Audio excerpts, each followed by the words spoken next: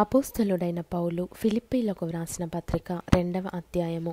కావున క్రీస్తునందు ఏ హెచ్చరికయైనను, ప్రేమ వలన ఆదరణ అయినను, ఆత్మయందు ఏ సహవాసమైనను, ఏ దయారసమైనను, వాత్సల్యమైనను ఉన్న ఎడల మీరు ఏకమనస్కులగున్నట్లుగా ఏక ప్రేమ కలిగి ఏక భావము గలవారుగా ఉండి ఒక్కదానియందే మనస్సుంచుచు నా సంతోషమును సంపూర్ణము చేయుడి. కక్ష చేతనైనను వృధాతిశయము చేతనైనను ఏమీయో చేయక వినయమైన మనస్సు గలవారై ఒకనినొకడు తనకంటే యోగ్యుడని ఎంచుచు మీలో ప్రతివాడును తన సొంత కార్యములను మాత్రమే గాక ఇతరుల కార్యములను కూడా చూడవలెను. క్రీస్తు యేసునకు కలిగిన ఈ మనస్సు మీరును కలిగియుండుడి.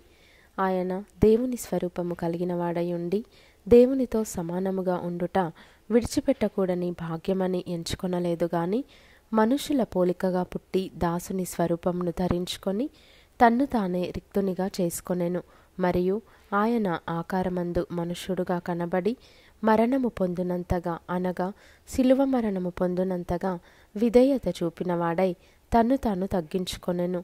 అందుచేతను పరలోకమందున్న వారిలో గాని భూమి మీద ఉన్నవారిలో గాని భూమి క్రింద ఉన్నవారిలో గాని ప్రతివాని మోకాళ్ళును యేసు నామమున వంగునట్లును ప్రతివాని నాలుకయు తండ్రి అయిన దేవుని మహిమార్థమై యేసు క్రీస్తు ప్రభువని ఒప్పుకొనున్నట్లును దేవుడు ఆయనను అధికముగా హెచ్చించి ప్రతి నామమునకు పైనామమును ఆయనకు అనుగ్రహించెను.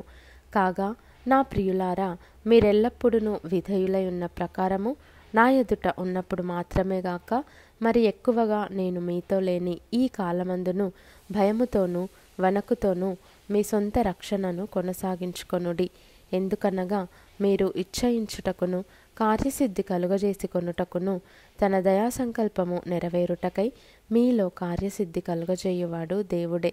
మీరు మూర్ఖమైన వక్రజనము మధ్య నిరపరాధులను నిష్కలంకులను అనింద్యులునైన దేవుని కుమారులగునట్లు సనుగులును సంశయములను మాని సమస్త కార్యములను చేయుడి. అట్టి జనము మధ్యను మీరు జీవవాక్యమును చేతపట్టుకొని లోకమందు జ్యోతుల వలె కనబడుచున్నారు. అందువలన నేను వ్యర్థముగా పరుగెత్తలేదనియు నేను పడిన కష్టము నిష్ప్రయోజనము కాలేదనియు క్రీస్తు దినమున నాకు అతిశయ కారణము కలుగును. మరియు మీ విశ్వాస యాగములోను దాని సంబంధమైన సేవలోను నేను పానార్పణముగా పోయబడినను నేను ఆనందించి మీ అందరితో కూడా సంతోషింతును. ఇటువలనే మీరును ఆనందించి నాతో కూడా సంతోషించుడి. నేనును మీ క్షేమము తెలుసుకొని ధైర్యము తెచ్చుకొను నిమిత్తము తిమోతిని శీఘ్రముగా మీ యొద్దకు పంపుటకు ప్రభువైన యేసునందు నిరీక్షించుచున్నాను. మీ క్షేమ విషయమై నిజముగా చింతించువాడు అతని వంటి వాడెవడును నా యొద్ద లేడు. అందరును తమ సొంత కార్యములనే చూచుకొనుచున్నారు గాని యేసుక్రీస్తు కార్యములను చూడరు. అతని యోగ్యత మీరెరుగుదురు. తండ్రికి కుమారుడేలాగు సేవ చేయునో అలాగే అతడు నాతో కూడా సువార్త వ్యాపకము నిమిత్తము సేవ చేసెను.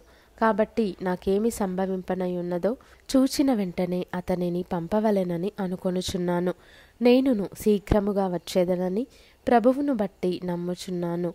మరియు నా సహోదరుడును జతపనివాడును నా తోడి యోధుడును మీ దూతయు నా అవసరమునకు ఉపచరించిన వాడునైన ఎపఫ్రొదితును మీ యొద్దకు పంపుట అగత్యమని అనుకొంటిని. అతడు రోగి ఆయనని మీరు వింటిరి గనుక అతడు మిమ్మునందరినీ చూడ మిగుల అపేక్ష గలవాడై విచారపడుచుండెను. నిజముగా అతడు రోగి అయి చావునకు సిద్ధమయ్యుండెను గాని దేవుడతనిని కనికరించెను. అతని మాత్రమే గాక నాకు దుఃఖము మీద దుఃఖము కలుగకుండుటకై నన్నును కనికరించెను.